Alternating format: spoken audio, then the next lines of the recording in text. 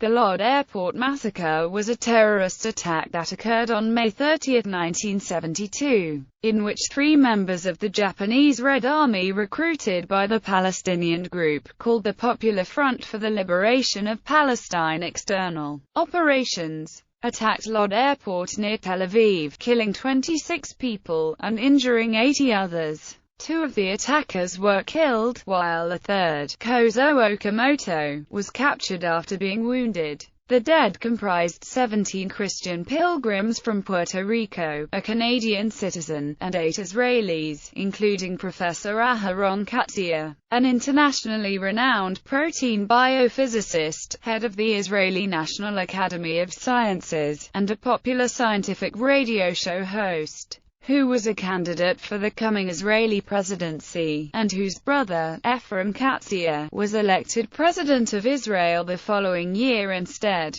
Because airport security was focused on the possibility of a Palestinian attack, the Japanese attackers took the guards by surprise. The attack has often been described as a suicide mission, but it has also been asserted that it was the outcome of a larger operation that went awry. The 3 perpetrators, Okamoto, Tsuyoshi Okudera, and Yasuyuki Yasuda, had been trained in Baalbek, Lebanon. The actual planning was handled by Wadia Haddad, head of PFLP-External operations, with some input from Okamoto. In the immediate aftermath, news magazine Der Spiegel speculated that funding had been provided by some of the $5 million ransom paid by the West German government in exchange for the hostages of hijacked Lufthansa Flight 649 in February 1972.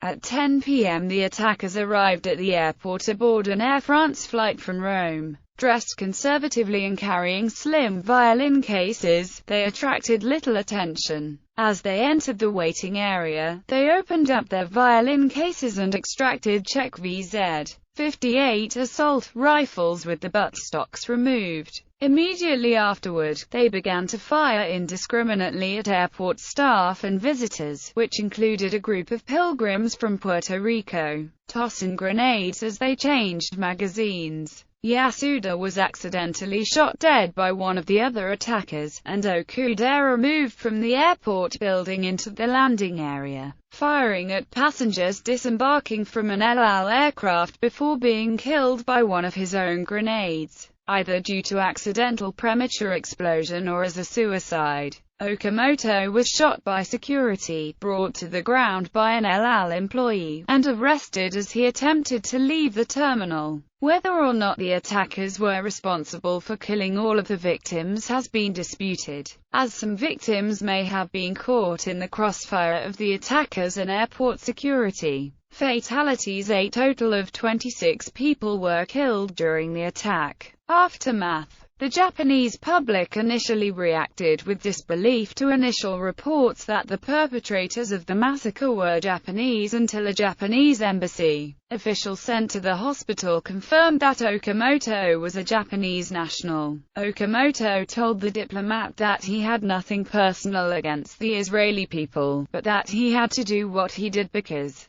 it was my duty as a soldier of the revolution. Okamoto was tried by an Israeli military tribunal and sentenced to life imprisonment in June 1972. During his trial, he actively undermined his own defense, and in particular protested his lawyer's request for a psychiatric evaluation, but managed to avoid the death penalty by pleading guilty. Okamoto served only 13 years of his prison sentence. He was released in 1985 with more than 1,000 other prisoners in an exchange for captured Israeli soldiers. He settled in Lebanon's Bekaa Valley. He was arrested in 1997 for passport forgery and visa violations, but in 2000 was granted political refugee status in Lebanon. He is still wanted by the Japanese government. 4 other JRA members arrested at the same time were extradited to Japan. Wadia Haddad, the primary organizer of the attack, was assassinated by Mossad in early 1978.